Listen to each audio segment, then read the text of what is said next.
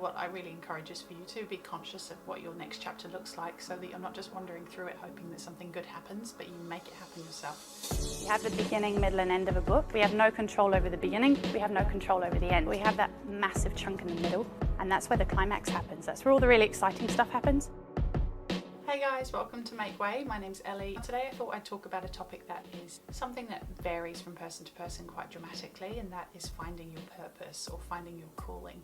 Now, I've spoken to lots of people about this, and some of them believe that we all have a purpose and we all have a calling in life and it's up to us to find it, and other people believe that, we don't necessarily have something we're meant to do, but we will know when we've found this something that we should or want to continue with. What I want to talk about is how you can learn to recognize when it is that you've found your calling or your purpose, or that thing that you may not have been looking for and have stumbled across, and it's actually suiting you really well. So let's talk about the things to look out for. Something that I really like to think about is that what is meant to be will be. It's kind of a bit more of a philosophical way of looking at life, but it gives you a way to feel grounded with your thoughts and feelings.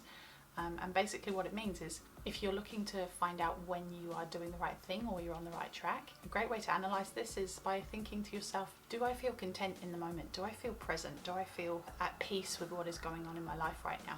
And that could be with anything. Understanding our calling in life is no different when it comes to making decisions about going to university or moving house or moving countries.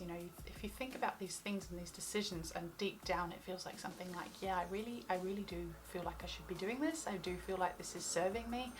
I feel warm, I feel in the moment. That's something that you need to recognize, is actually it's aligning with where you've subconsciously or consciously chosen to go. A lot of people say, what is meant to be will find you. So if you're seeking it out, and I believe this is written in some religious books as well, but if you're seeking something out with your heart and consciously aware of the path you're trying to find, or the job you're trying to get, or the lifestyle you're trying to create, if you actively seek it and find people and other situations where it's an influence on you and it's always kind of being encouraged, then it will seek you back. Now this, of course, as I said at the beginning, that's kind of a spiritual, kind of philosophical way of looking at the topic, but it actually makes a lot of sense. Once you learn to be grateful for everything you have, and you don't feel that need to find something else all the time, then maybe you've hit the jackpot. Another way of understanding what's meant to be for us and finding your calling in life is hindsight. You never know what you've got until it's gone. And basically what it means is sometimes you don't realize how much you have in your life until it's no longer there. And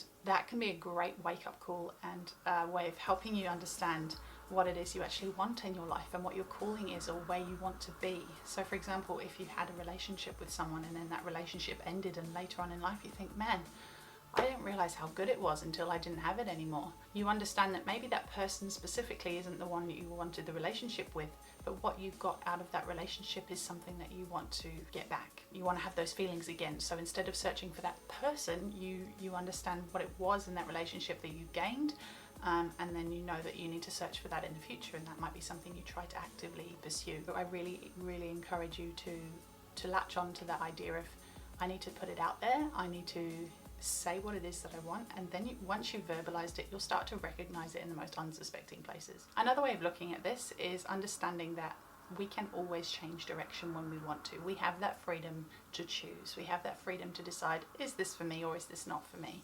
And what I mean by that is, if you feel like you've nailed it and you've got what you wanted, or you've got some clarity around where you're going and you understand what your calling is, just because you reach that doesn't mean you are then done for life. We have that ability to think, okay, well, what else can I do?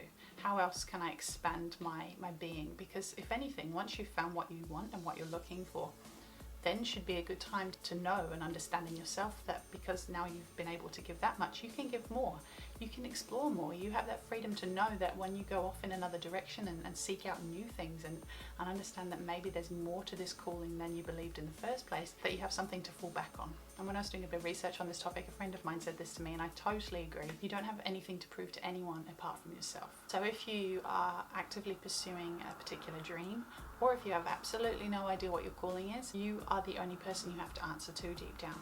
And if you remember that, if you know that you're doing it because you're trying to help yourself and not to try and please someone else, you'll feel a lot better and a lot stronger for it, and you'll be way more inclined to recognize what it is that's seeking you. So you'll know that you're in the right place or you found your calling when you don't have to seek reassurance from anyone else. For example, if you end up in a new relationship again with a new partner, but you find yourself always asking your friends, do you like him or her? Do you think that we're good together? Should we be together? If you're constantly doing that, then you should know deep down that actually, if you can't give yourself that clarification and that assurance, and you're always seeking external validation, and this goes for social media posts, this goes for any sort of relationship or choice on anything, if you're constantly seeking someone else to give you that sense of, yeah, I'm doing the right thing, maybe it's not actually what you need and what you should be doing. If you're looking to find out what your purpose is and you're not finding it in the current space that you're in right now, start going to different classes, start going to workshops, network with new people, hang out with your family more and ask them about their history and who they used to hang out with and how they found out like their calling in life, or if they found it.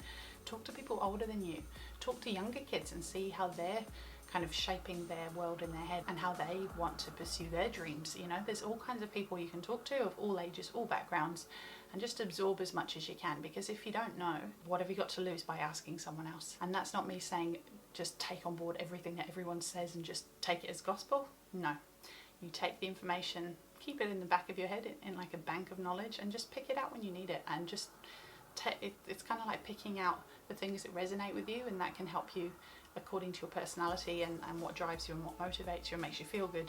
You know that you can take that advice and those insights and put it into place in your own life. The whole thing with finding your calling is that some of us go about life going from one calling to the next because we feel so drawn to many things, and that's fine. There is no such thing as one thing that we all have to do. Yes, there are things we're specifically good at and could be amazing at, and that could be our lifelong goal. And yes, some people stay in careers for years and years and years and they're amazing at it, but that's not to say that there's not more that they could do if they chose to. So whichever pathway you choose, whether it's one direction or whether it's multiple directions, once you feel content in yourself and stop looking externally for that validation, and you don't feel the need to explain to anyone, then you know you're in the right place. How does that relate to looking at your life from the perspective of a writer? I really need to say looking at your life from a writer's perspective. Well, when it comes to storytelling, authors really need to think about what the heck their characters are doing in the story. They need to think about purpose, because if everything just went from one event to the next, one plot point to the next plot point, and had no story underneath, no transformation involved, it would be the most boring story on the planet and everyone would switch off.